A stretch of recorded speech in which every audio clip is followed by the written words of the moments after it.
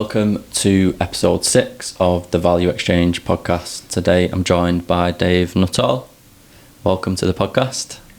Thank you, thanks for having me. Dave is the CEO and trauma lead at Thrive Manchester.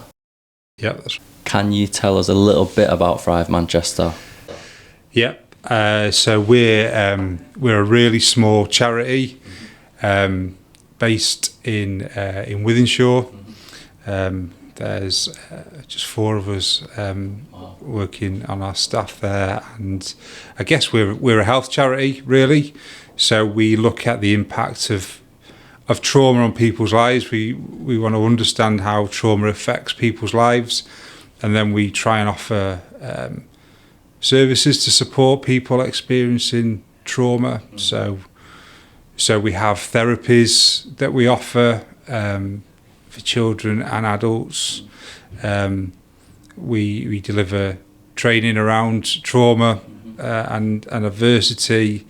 We run workshops for people experiencing trauma. We have wellbeing activities as well in Wythenshawe through walks. So 3 times a week we run walks.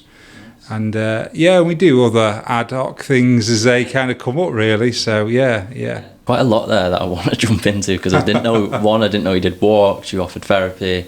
I knew obviously from experience that you delivered that training around being trauma informed. Yeah. But first, can we just have a look at how you got into this work? So am I correct saying that you got into this in 2019? So Thrive Manchester became Thrive Manchester in 2019. Okay. It was my wife originally set up. We were called Fitastic in 2011. Right. So we've been around quite a few years, yeah. And we changed our name and we changed our status in 2019 to Thrive Manchester.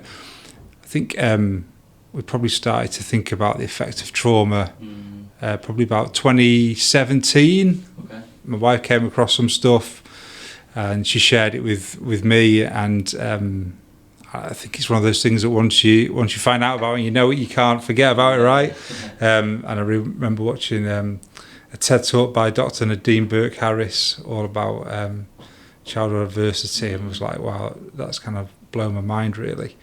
We started to look at like what that meant within communities across Manchester, and we put an event on sort of summer of 2018 working with a local primary school. It showed the resilience film, sort of documentary, and about 100 professionals turned up for that, which was really good, and just try to start a conversation. And then Manchester City Council were doing some work as well at a similar time, specifically focusing on Harper Hay. So we started to work with them, and we kind of moved things on from there. Quite the journey then. So yeah. Obviously you didn't start in 2019, it was 2017. 2017, we were still Fitastic back then. It wasn't, we didn't change our status to 2019. Something you said there was, once you know about it, it's hard to forget it. Yeah. Were you surprised you came across it maybe such like later on in life? Yeah, I suppose in some ways, yes. I think in other ways, no. In sort of 2017, the buzz around sort of ACEs and trauma and stuff wasn't there like it is now. And there wasn't loads of work, certainly in England. There was quite a bit of stuff in Scotland, a bit of stuff in Wales, and a lot of stuff like in American places. In some respects I was like, why do we not know about this already? But in other respects I was like, no one's talking about it. Like, health professionals aren't relating back to it in all situations. We're not fully understanding that just having a snapshot of someone's life and isn't necessarily going to give us all the answers, but actually to consider what they've been through and their experiences will make a big deal. That reminds me of like not treating the symptoms, treating like the underlying issue of things. But I guess where we start is, what is trauma? What is ACEs? Yeah. So trauma is your body and brain's response to a traumatic experience that you have, and it can be, it doesn't have to be a near-death experience. That's the first thing to say, because a lot of people think it is.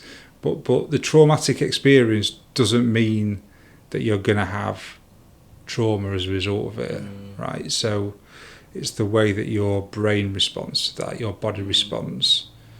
So I don't know, if you crash your car into a tree, you know, you might be fine, you might not be hurt, but your brain might remember that you saw a car accident 15 years ago that was really bad, and therefore your brain might go, I remember this, I know what it's like, I need to protect myself. So then you don't want to drive, you don't want to get into a car.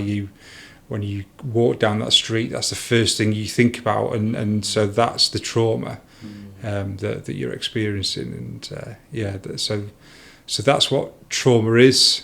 ACEs, or adverse childhood experiences, are the things that happen to children while their brain is still developing. So traditionally, people would say up until the age of 18, but if it's to do with brain development, then it can be beyond the age of 18. Maybe 25. Usually, that's quite the nuance I've not understood before. Okay. So if it happens in childhood when the brain's still developing, it's maybe a traumatic event, which is an adverse childhood experience. Yeah, and it's to do with the way your brain develops. So again, it's regular types of adversity that a child experiences affects their neural pathways and the way that a brain develops, and therefore basically the way that they see the world, the way that they feel about people and places. And do I feel safe with you? Do I trust you? How does that impact my attached relationships? How does that impact me when I think it's going to happen again? There's quite a lot around that. Well, that's really, really interesting. I feel like I've just learned something. But something else you said there was, it doesn't have to be, the most traumatic near-death experience. And I think maybe that's sometimes what people think. It's the original perception of that. Yeah. And maybe they don't think they've faced a traumatic experience, or they don't have trauma because they've not had a near-death experience. Absolutely. Whereas actually it could be something quite minor, but it's more about your response than the event. Is that? Absolutely. And that's the key thing.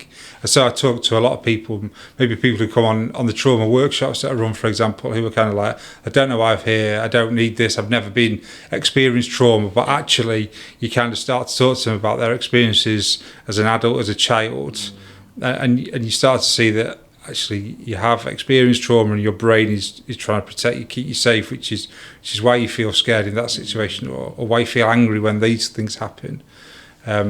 So helping people really consider that and understand that, and because if you don't understand why that thing makes me scared, or that thing makes me angry, or I don't want to go there because of that, then you start to think, well, maybe I'm just a bit strange, or it's just me, and people tell you just need to get over it and move on. Why is it always you? It's not a big deal, and all those kinds of things, where actually your brain's experienced something, and now it's trying to keep you safe from experiencing that again. Because ultimately, that's what we all do, right? If you go somewhere and you have a negative experience, then you're not going to go there again. That's what we do, right? If you go across the road and a car shoots across you and you jump back onto the pavement, you have those bodily sensations of adrenaline, your heart racing, and maybe butterflies in your stomach, and you check the road about 50, 60 times right before you cross, because you don't want to experience that again. But so if we don't know what trauma is and how it's affected us, then we do look at ourselves differently, and other people look at us differently. So we do get dismissed, and you do get, well, like I say, just get over it, move on, blah, blah, blah. It's not a big deal. Stop feeling sorry for yourself. And all that does is make you feel even worse. Yeah. And then you start to feel, well, I'm not safe here. I'm not safe with you, and I don't trust you. So that just adds to those feelings and emotions. I wanted to clap there when you was going through it. No, 100% agree. And is that, is it just education that's missing? And I guess another question is, the workshops you're delivering, is that just almost an intro to what the trauma and ACEs are? and where do people go from there? Yeah. Because if you're saying people come in and say, I've not experienced any adverse experiences, I've not got any traumatic experiences, but then they go, oh, I do, and maybe that explains X. Where do they go from there? So the workshops, I guess, are about two things. One thing is just to help people understand what trauma is and how it affects people, like why it makes you feel like you do, how it affects your physical health, your mental health. And the other thing that we try and do is we just try and create some simple lifestyle interventions that people might want to try when things are okay for them. Yeah. Because actually, if you try and bring in lifestyle interventions when you're in a really difficult place and it doesn't work for you, then you feel even worse, right? So we just, little things that you might want to try, whether it be, just trying to have a bit of a walk every day, or I'm going to use this app to meditate, or I'm going to just like spend 10 minutes every day trying to read a book because that helps me feel calm. For some people, they go, now I know that what it is, I know that I need to go and get some therapeutic help. And so we talk about lots of different therapies that people can access. We're very much like, it's not just CBT. There's lots of different therapies that people offer. So we kind of try and go through that process really. So I don't see the trauma workshops as being the end. I see the trauma workshops as being the start. And look, if people go, you've given me enough resources to take care of myself, then that's great. But at the same time, if someone says, I know what I need to do now, I understand it, and I know that I need to go and get some kind of support or help, then that's brilliant as well. So yeah, quite rewarding, opening someone's eyes to maybe something that's happened to them, then they understand themselves a little bit more, and maybe they go on that journey from there. Yeah, I think it's great to kind of go through those. We do, so it's 8 sessions, 2 hours a week, and to kind of go through that journey with people and kind of help them recognise and understand that their life experiences will potentially have affected them in certain ways, I think is really important. Yeah, I agree. Couldn't agree more. Can people forget traumatic experiences? They can, but mainly through things like disassociation, right? So almost like your brain says, we don't want to think about that anymore. So people do forget sometimes what they've been through, but I wouldn't say that was a positive thing. Not from the people that I've talked to who have been through those kind of experiences. That kind of inability to remember, that way of forgetting again, is the brain's way of trying to keep them safe. So yeah, it's trying to sort of consider that and understand that. And do you think if people forget, let's say when you was younger you nearly got run over by a car, and you forgot about that experience, do you think that maybe when they're near the road they still experience like bodily sensations around like a physiological reaction to what happened? Absolutely, I do think that, and I think that can therefore cause confusion for people. I don't remember this happening to me, or don't have a great memory, but I still feel it inside me. Why is it that when I see a car, my heart races faster, or I feel frozen to the spot and I don't want to cross the road? And so yeah, absolutely, people will still feel that in their body. It's that understanding, I think, that your brain is trying to protect you, that your brain doesn't want you to have those experiences again. So if you are experiencing large amounts of trauma, physical abuse, for example, or something like that, then your brain will scan for those dangers more and more. So if you know that physical abuse is going to happen when you hear a door slam because the person's come in to wherever you are, you can be somewhere completely different, but that door slamming, your brain will go danger and know what this means. Or a certain smell, if that person who physically abuses you wears a certain deodorant, aftershave, perfume, whatever, and you smell a smell that's similar, then again, I think, that your brain will go danger and you will respond and react in a certain way. That's so powerful. And do you think, something you said there, maybe they're like hyper aroused, or like really aware of any possible danger that reminds them of something. Yeah. Hypervigilance is the thing. Yeah. So your brain is constantly on the lookout and constantly, and that's why, you know, some people want to be able to sit by a window so they can see who's around, so they can make that judgment. They want to be able to be close to the door so that if they need to get out quickly because they feel scared, then they can do, and that's really important. Interesting question. If someone's in that state, can they learn? So if imagine a young person in a school is hyper vigilant, is it even possible for them to learn? Yes, especially for a younger person where your brain is more plastic and is able to make, you know, neural pathways that are different. But the key things are things like safety and trust. Because you can be told, for example, when you come into the school, you're safe here, everything's fine. But just because you say it doesn't mean that my brain's going to believe it. Because if I'm not safe at home, why do you think I would just go, oh, okay, I'm definitely safe in school? Because there's so much unpredictability, sounds, smells, people, you know, people do unexpected things, shouting, whatever.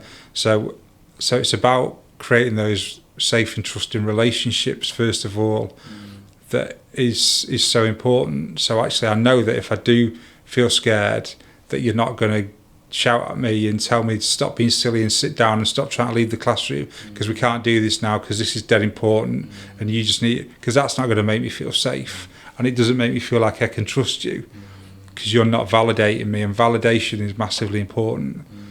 You know, where I think as a society we do say things to people such as, you just got to get over it, you just got to move on, stop feeling sorry for yourself, all these kind of things. Actually, if someone validates you and goes, I'm really sorry that happened to you, no wonder that scares you. No wonder the fire alarm practice has made you really nervous about other things that can happen. That's not a surprise. Then that's validation. Yeah.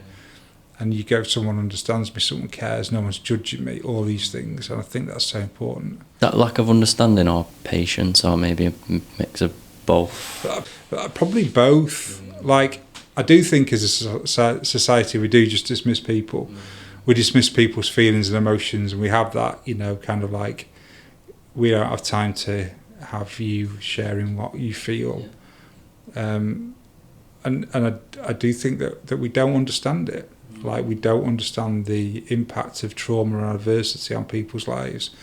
We don't understand the fact that it can stay with you for many, many decades. And I've met many people, you know, 50s, 60s, 70s, who are still reeling from the trauma they experienced in childhood. It still affects them. And it affects the way that they behave with their own children, with their grandchildren, whatever. But yeah, we're not tolerant of people's different feelings and emotions. You know, we don't, if someone tells me a happy story, then that's great. You know, a happy story from when you were 4, then I'm going to go, oh, that's lovely, that's really nice. But if you tell me a happy story and it's got a sad ending, it's not a happy story anymore, is it? And I'm going to go, well, you just need to get over that. Yeah. Like, move on. Like, it happened when you were 4. Stop thinking about it. But and that's almost where we are as a society, I think. That's so interesting. And something you said there, you met people 60, 70, 80, whatever that, it's impacting how they engage with family, children, grandchildren. Something I remember, I don't know where I've read it or seen it online, but something about almost the brain being, or the person being stuck at a certain age when a traumatic event happened.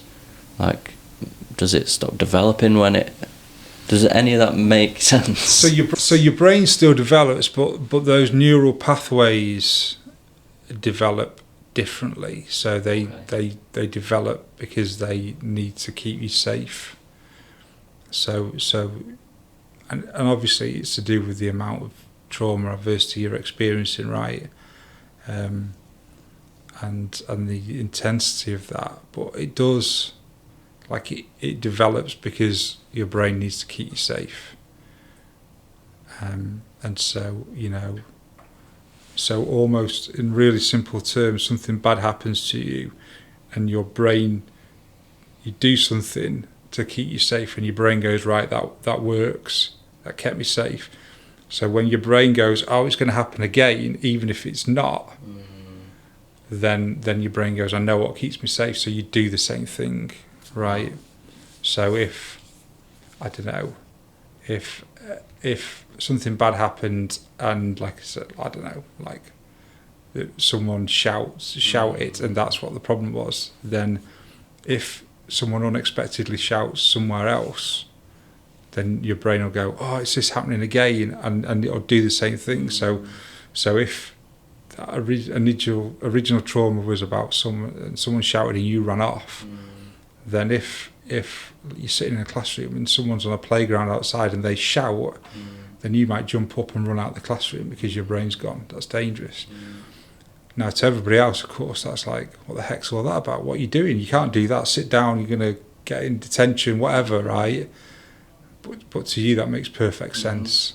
And it's that complete understanding of that the brain is trying to keep you safe and it makes sense to that person. And so if we then shout at that child, tell them off, tell them to stop it, you can't do that, belittle them in front of others, humiliate them, whatever, then we suddenly go, not only is the shouting, but I'm not safe in here as well, I can't trust these people. So then maybe I'll start to avoid going or engaging or whatever, and these are the things that sort of spiral. So it's that cue, automatic response. Yeah, because your brain is constantly scanning. It's that phrase again, hypervigilant, it's looking for the danger. So if this is something that happens to you every day, right, if something traumatic or some traumatic experience happens to you every day, then your brain is constantly looking for it. So it could be the fact that the guy's wearing a red tracksuit top, right, or he's got grey hair, or he wears Old Spice just like that person does, or, you know, it was that time of day or that time of year or whatever, then your brain becomes more vigilant to it. The more you're exposed to the circumstance or the event, probably the stronger them neural pathways become and more ingrained the behaviours then become. So when you become an adult and your brain's not as placid, and, you know, them neural pathways are probably not set in stone but more difficult to maybe unlearn a behaviour. Yeah. Is that why you probably see 60, 70, 80-year-olds that still cue behaviour and still stuck in that cycle? Yeah.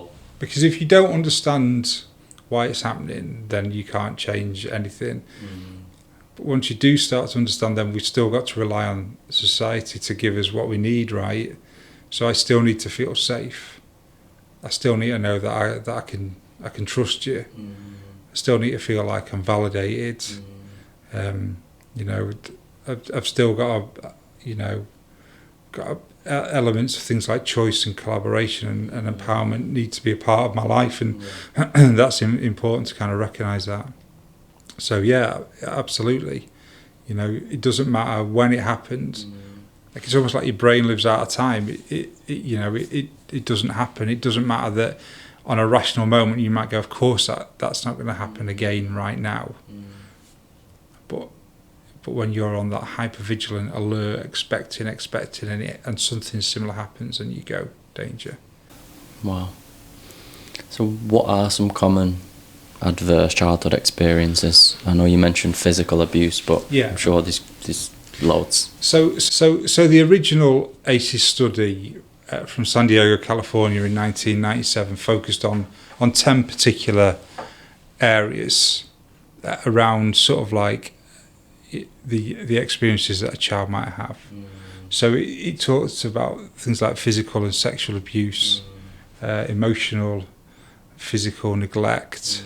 It talked about, I'm putting myself on the spot trying to remember them now, aren't I? It talked about incarceration of a parent. It talked about the separation of a pair of parents. talk about if your parent struggle with their mental health. It talks about like if one of an adult in your home is addicted to drugs or alcohol, these kind of things. And so the original ACEs study focused on those 10 things and was a yes/no questionnaire paper to a particular cohort, right? So up until the age of 18, did you experience this, yes or no? Up until the age of 18, did you experience that, yes or no? And so they then counted the number of yeses, and a yes was an ACE, adverse childhood experience. So start to then understand how many people had experienced one type of adversity in childhood, how many people had experienced many more than that. I'd also start to understand what the physical and emotional health impacts of those adversities were. And the study's been repeated in different ways by different people across the world. We know pretty much that at least half the people who have taken part in the study, wherever it's been, have experienced at least one type of adversity. And about 10 to 15% have experienced 4 or more. And we know that the impact of 4 or more types of adversity on a child is far greater than even 3, never mind sort of 1 or none. So, yeah, that's a big impact. This is why you're talking about a trauma-informed society and you're running the workshops, because it's a universal experience almost that you've experienced at least one adverse childhood experience. Yeah. So we need to be aware of that Yeah. and how it potentially impacts people. Absolutely. And you know, I guess there's 2 things. Is firstly, most of those people, or a lot of those people who experience only one ACE, it won't have a huge impact. The other thing to understand when we talk about childhood adversity is the importance of the role of protective factors. So protective factors counterbalances the impact of childhood adversity. So, you know, we could be talking about strong attached relationships, you know, good community, a caring adult, someone who you can rely on, someone who's going to be there for you. You know, it could be a sports team you're part of, could be the class that you're in school. It could be, you know, a whole host of different things. But that having a stable community around you, and creating protective factors is not time consuming or difficult. It can be just being something simple as smiling at someone and telling them you're pleased to see them.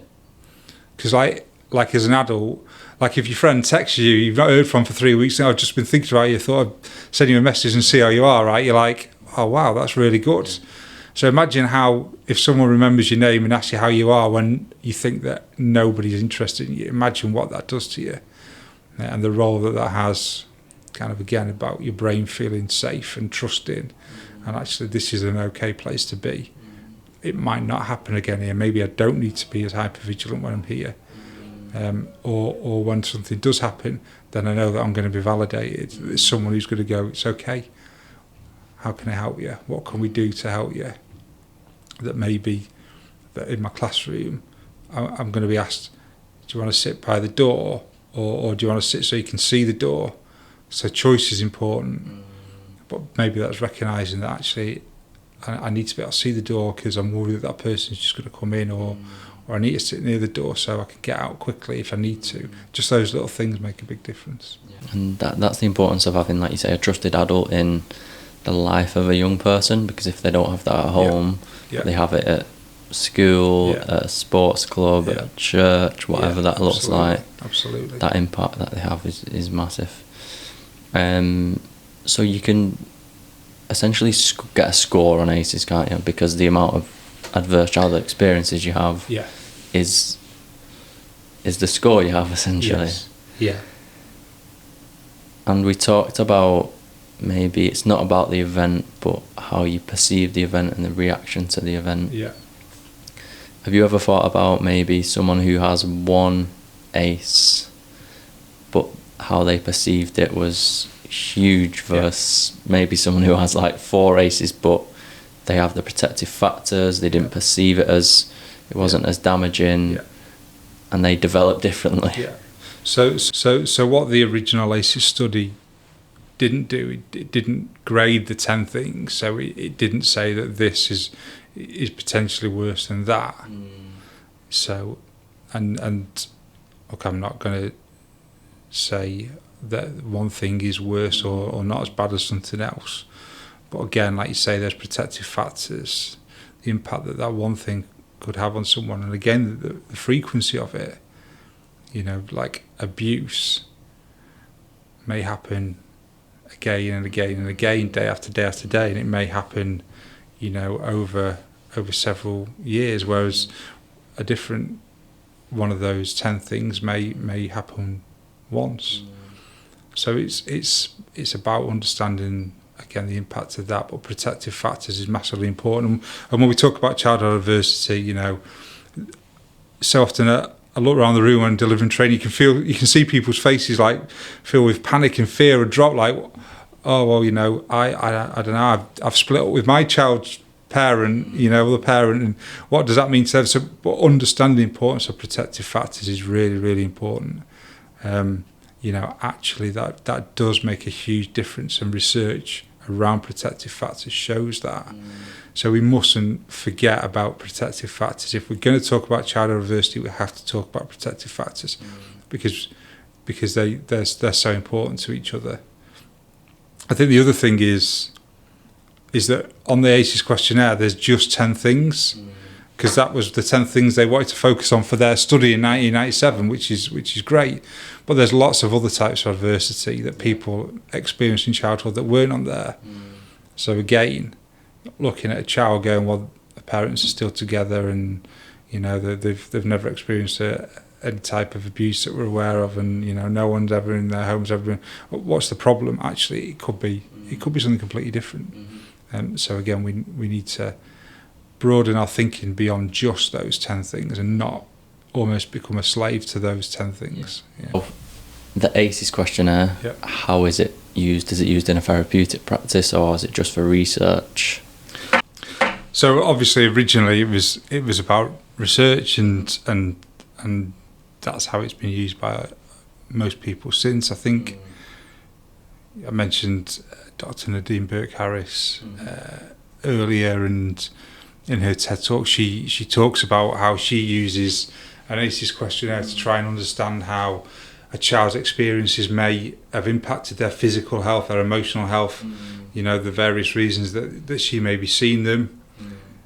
So she's a therapist? Just to she's a doctor, okay. A general practitioner over in America.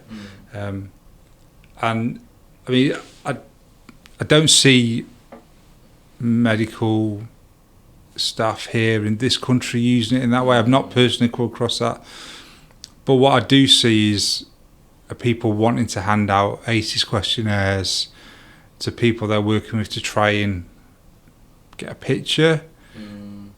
Within our organisation, we've made a very clear choice that we won't do that for various reasons.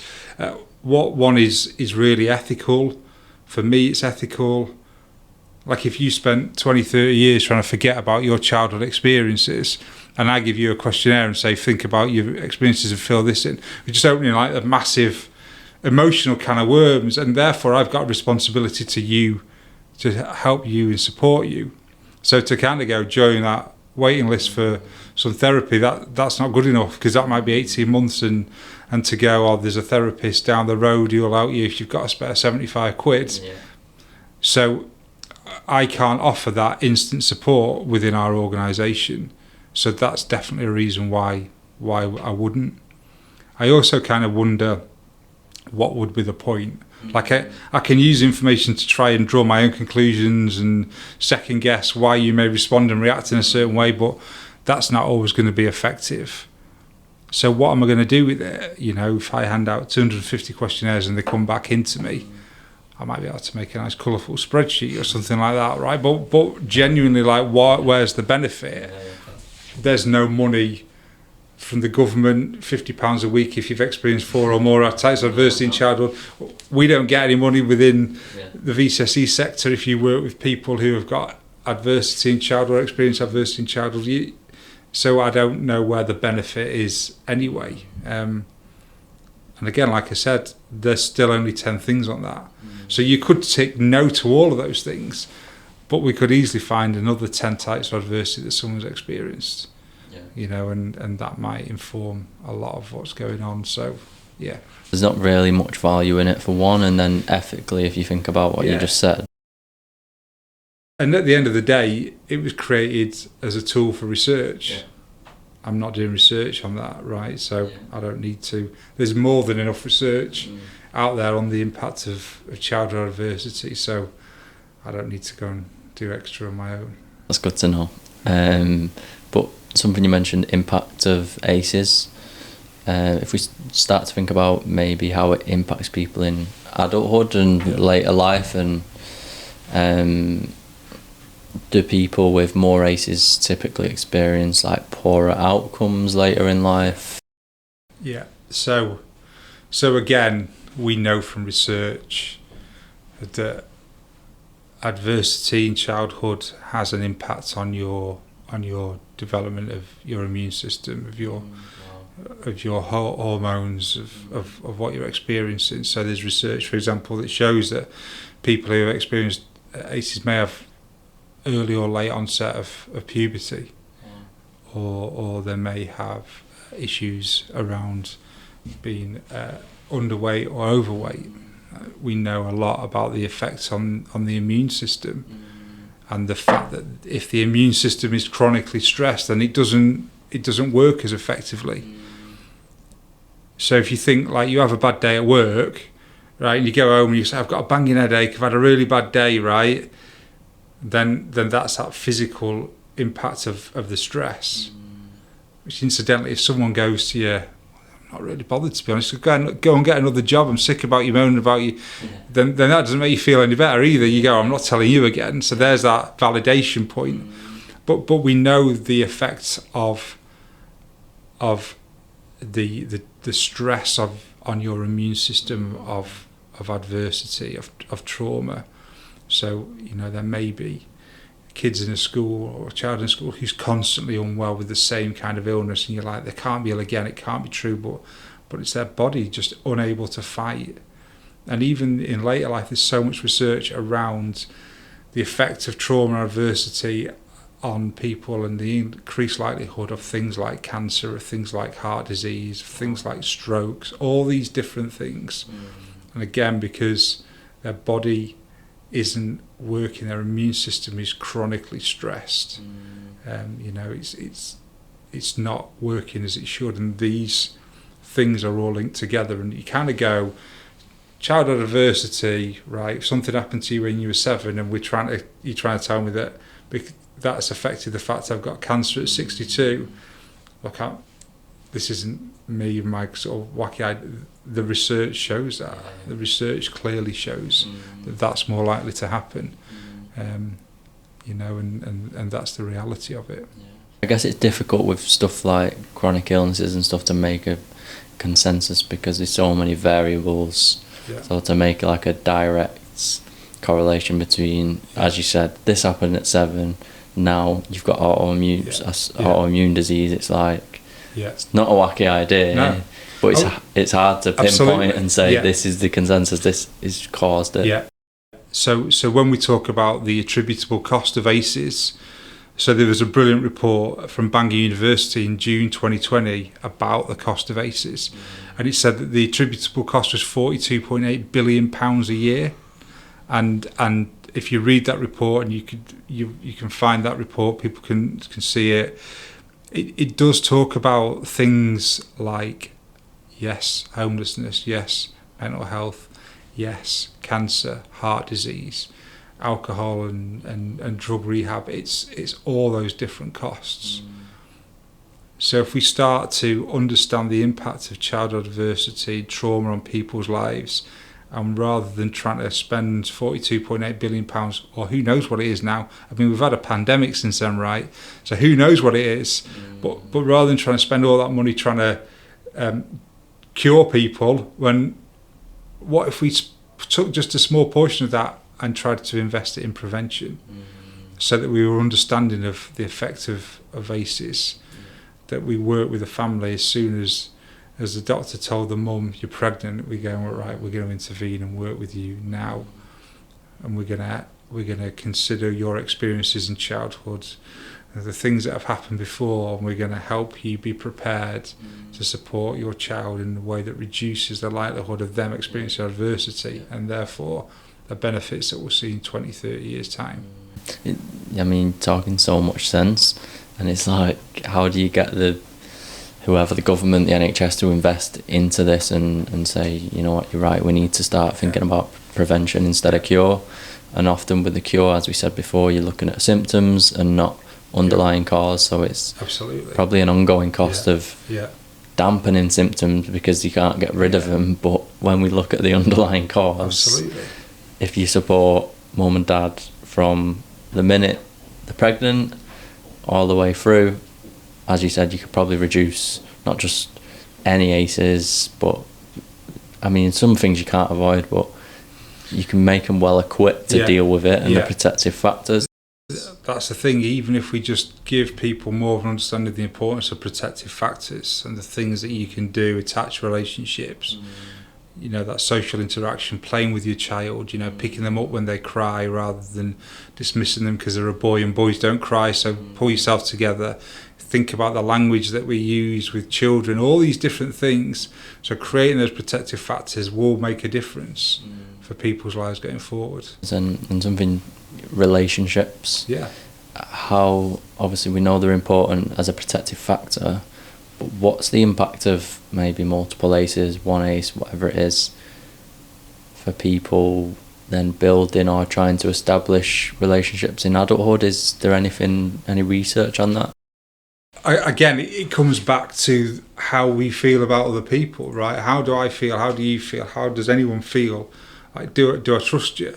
So, you know, whether it's a friendship, you know, we're going to be mates, but then, you know, you never turn up, or you never text me, or I've heard you've been saying this about me, you know, I don't trust you. So then I don't trust lots of people because of that. Or, you know, if you know, so different things that happen, but it all comes back to safety and trust. It all comes back to validation. It all comes back to, you know, those things, because childhood adversity affects the way you see the world, and so that doesn't change. It doesn't matter whether I'm trying to make friends at school, but I don't know how to read their social signals because of the interaction I had as a child, or whether I've got a new job and I see people talking around the photocopier, and I presume they're talking about me, but I don't know whether to go over them because I don't know whether they're laughing at me or they want to be my mate, or I don't say, when they say, do you want to meet up after work, I don't know whether I can go because I don't know if they're tricking me. So it has this knock-on effect of all these things. So it's almost that conditioning in childhood, if we're talking about social relationships, what you perceive them to be. If they was negative, still in adulthood you're thinking, they're still negative. Yeah. And there's a brilliant animation from Anna Freud Foundation called Childhood Trauma and the Brain that really highlights, it's only about 5 or 6 minutes long, but it really highlights all these different facets of the experiences in childhood and how they will impact a child going forward into adulthood and beyond. That'll be in the description below, so make sure you watch it. Okay, I've got a bit of a statement. The difference between what's wrong with me versus what happened to me. Okay, so I think it's about understanding and considering the way we see people. So the idea of what's wrong with me or what's wrong with you is about choice, and like, you've chosen to be like that. You've chosen to be angry or whatever. Understanding what's happened to you completely reframes that idea. So for example, you don't wake up in the morning and lie in bed for 10 seconds trying to work out what mood you want to be in that day, right? Because how you feel is based on what's happened to you. So if you've fallen out with someone before you got to bed, then you're going to wake up in a bad mood, right? But if you went and saw a friend last night that you've not seen for 6 months and you had a great time, you're going to wake up and you're going to think about that. So what's happened to you affects how we feel and how we respond. So if I arrange a meeting with you in a building in the centre of town, and I've got some good news to share, like, oh, you can move into this new house, we've found a new house for you.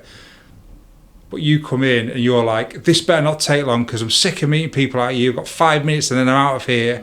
If I go, what's wrong with you? Then that's I'm kind of like, you're making this choice. But if I go, what's happened to you? And maybe because you don't trust me, because you met someone like me once before and they said, you'll never get a house.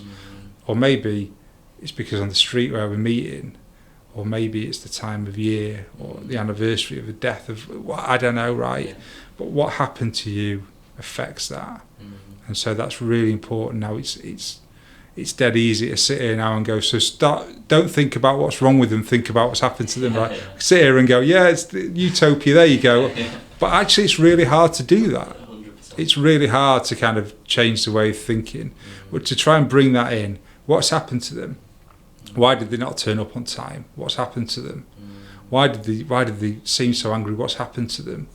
Why did they not want to stay? What's happened to them? Why did they just get up and leave halfway through? What's happened to them? It changes the way we see things and frame things differently. I guess one's an assumption and one's a bit, you're leading with curiosity. And, what's wrong with them is fixed. Yeah. Whereas what happened to them, it's like, oh, there's Yeah. a reason they're acting this way. Yeah. And it's not, they are just who they are and they act that way all the time. Absolutely. And like you say, it's so difficult to do that, especially in the heat of a moment, because potentially their reaction might offend you. Yeah. And then all of a sudden you're angry. Yeah. And then how do you look through a lens of curiosity Absolutely. and compassion when you're angry? Yeah. If you've got, I don't know, an 8-year-old child who wakes up and is crying and doesn't want to go to school, and we go, what's wrong with you? Sort yourself out, pull yourself together, and that child feels worried and upset. But if we go, what's happened? It might be the fact that I don't like the school dinner on a Tuesday, but the dinner lady makes me eat it or whatever, or my teacher's not in today and I don't know the name of the new teacher. But it's that understanding of what's happened, what's made you upset, what's made you feel like this, how do we help you and support you? And so often these things are things that can be fixed and changed so quickly and easily, and we get caught up in like time and money, and we haven't got the time for this, we can't afford that way of working. But actually, just by sitting down and talking to people, asking questions, validating, what happened, what's happened to make you feel upset, what's happened to make you feel angry, what happened to make you say that to that person, then there's a whole host. But then if we hear the answer and we don't validate, or we don't help that person feel safe, and we don't help them feel like they can trust us, then actually there's no benefit to asking what happened to you anyway. Yeah, and I was thinking then maybe that interaction with a child, you're unintentionally becoming an unsafe adult because you're not exploring how they feel. Yeah. You're just saying, what's wrong with you? Get yourself together. And they go, oh, maybe it is me. Yeah. Maybe it's not. Maybe something's wrong with me. Yeah. So that's definitely for some food for thought. Yeah. Something you mentioned about when you're doing the training is being trauma informed and not re-traumatizing someone. Yeah. What does that mean? So basically it means that we're going to put things in place so that someone who's experienced trauma won't be triggered by their trauma again. So trying where we can to do that. I think trauma-informed practice is really interesting because it's a phrase that everyone wants to use, right? And you see it. You see, we're a trauma-informed organisation, or we work in a trauma-informed way, or you see it on the bottom of someone's email, like, I am trauma-informed, and I kind of like, I'm not massively keen on that. Like, I don't want to be told that you're trauma-informed. I want to see that you're trauma-informed. You shouldn't have to tell me. Yeah, your action should show me. Absolutely. So I should experience that before you have to tell me. So I'm always a little bit It can be a bit of a tagline. Yeah, I've done this training now. Absolutely. Add it to my email. Next couple of questions. Things I see on social media all the time now, psychology, a lot of developmental psychology and childhood traumas talked about on social media. I hear loads of different phrases that seem like the universal now. Everyone kind of uses them. What does it mean to heal from trauma? So I guess that's where the good news is, because we can overcome our trauma. We can put things in place.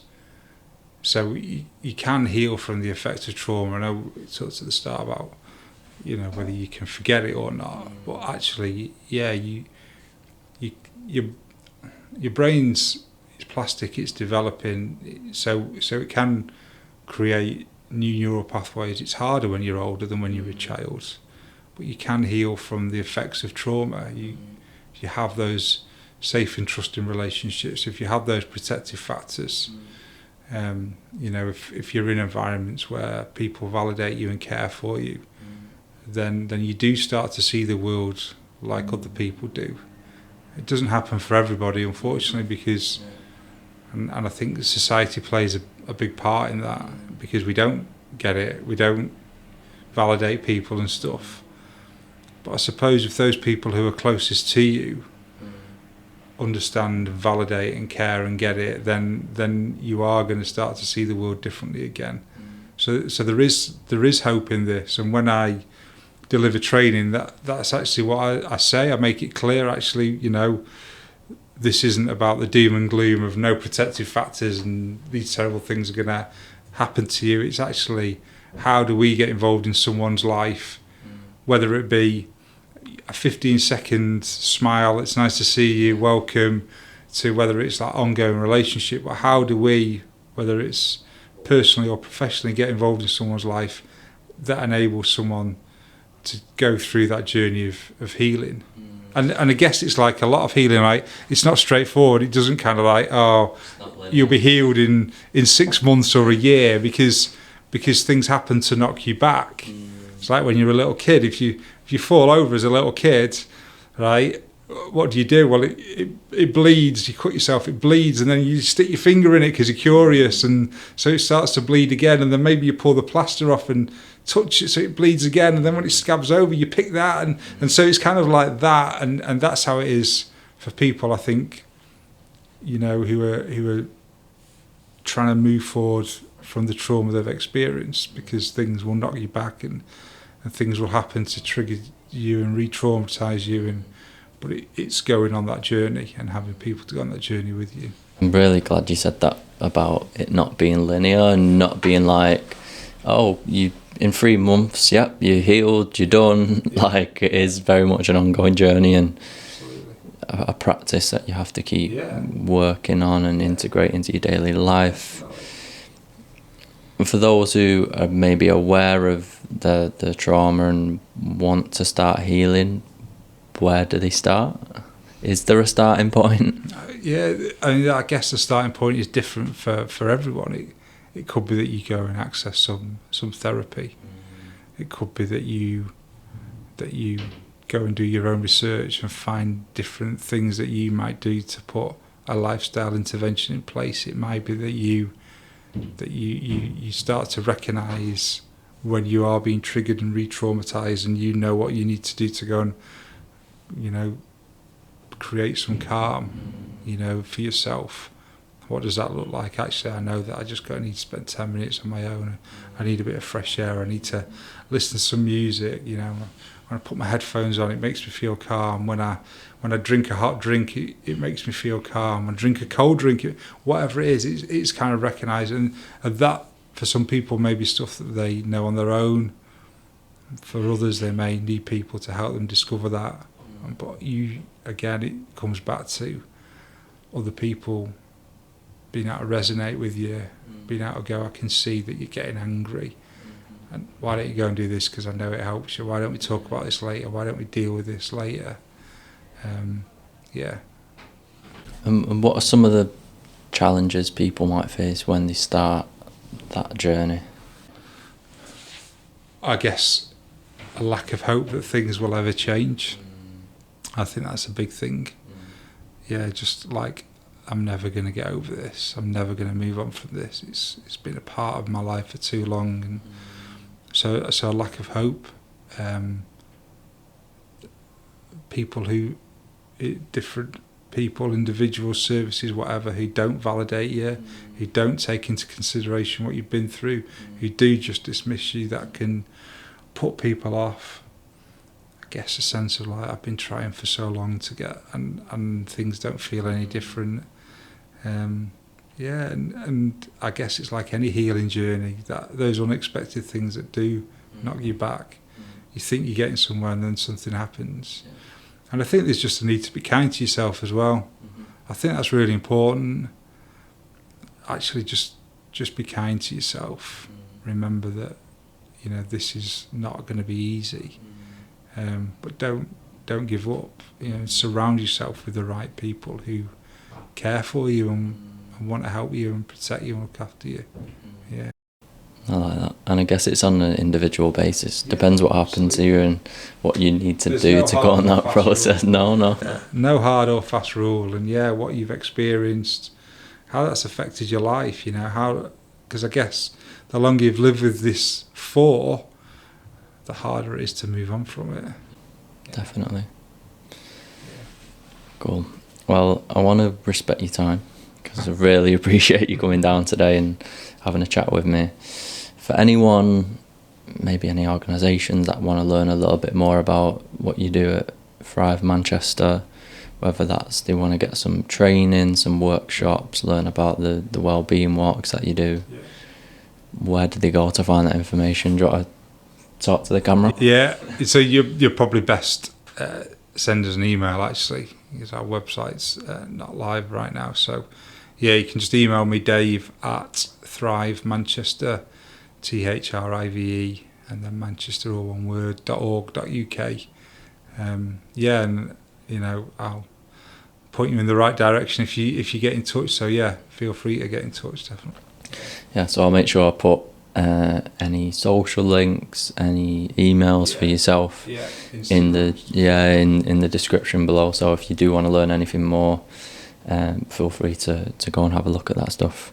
One last question before we go, and I mentioned it before, it's going to be the book recommendation. So for anyone who wants to learn a little bit more about what we've spoken about today, where do they start? Do you have a specific book, or do you have a few that you want to recommend?